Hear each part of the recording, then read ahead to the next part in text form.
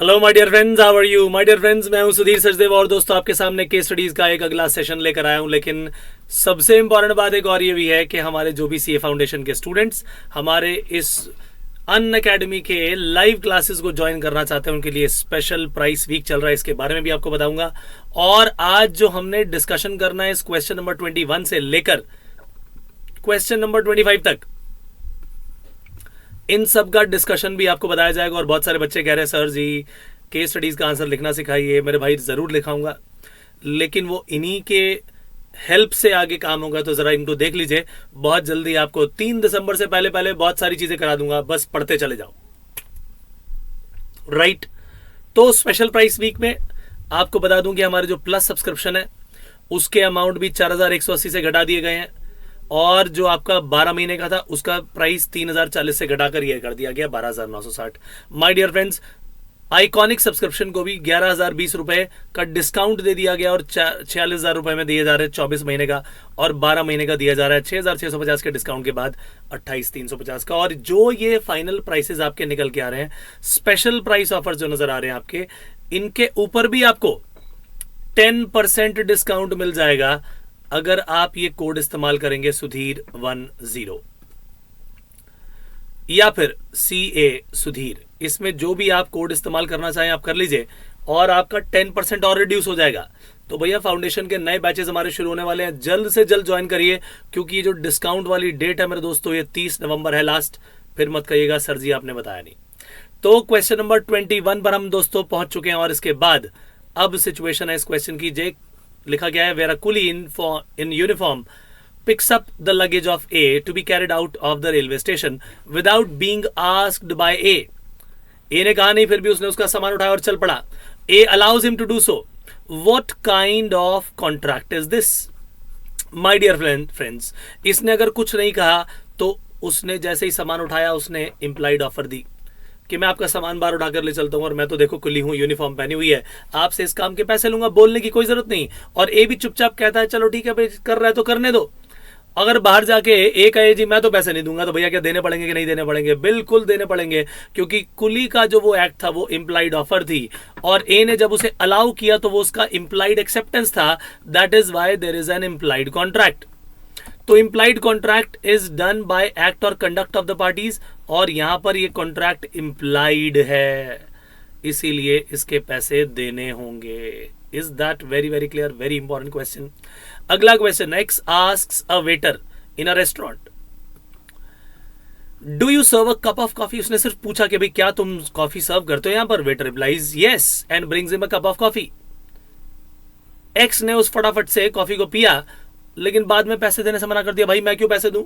मैंने तो तुमसे केवल पूछा था कि मैंने तो बस पूछा था कि कॉफी ये सर्व की जाती है कि नहीं की जाती, मैंने तो बस ये पूछा था, मैंने ये थोड़ी कहा था कि मेरे लिए लेके आओ, इसीलिए मैं तो पैसे नहीं दूंगा। अब बताइए आप, इज ही लायबल टू पे?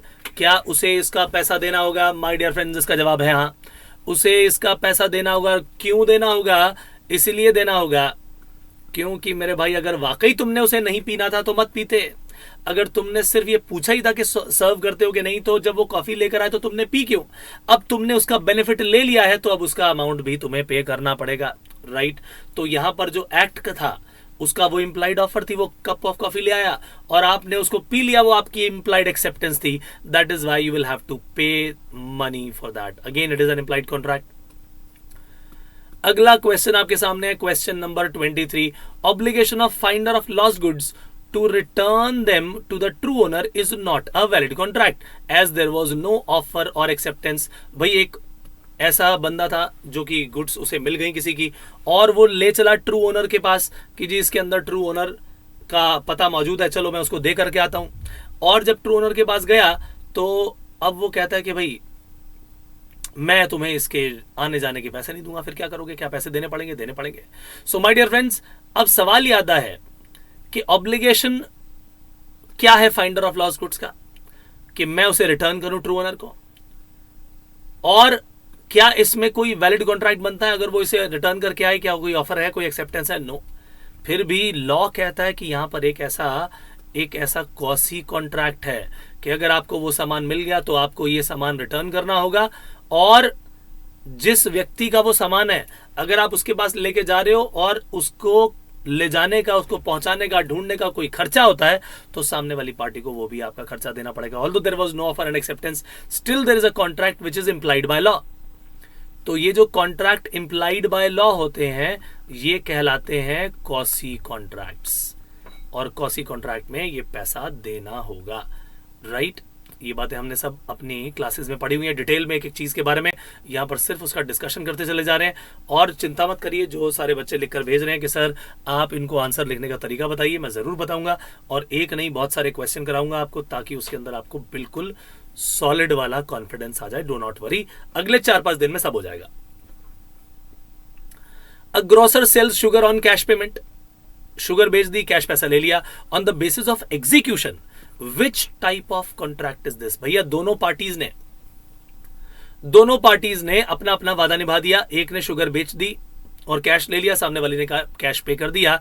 तो एग्जीक्यूशन के हिसाब से देखें तो ये एक एग्जीक्यूटेड कॉन्ट्रैक्ट हो गया, because both the parties have fulfilled their obligation, that is why it is an executed contract. जब आप इस तरह के क्वेश्चन का आंसर करेंगे तो जो भी चीज आप लिखेंगे उसकी डेफिनेशन वगैरह उसके बारे में जरूर बताइएगा, ताकि आप अपने आंसर को सपोर्ट कर पाए, राइट।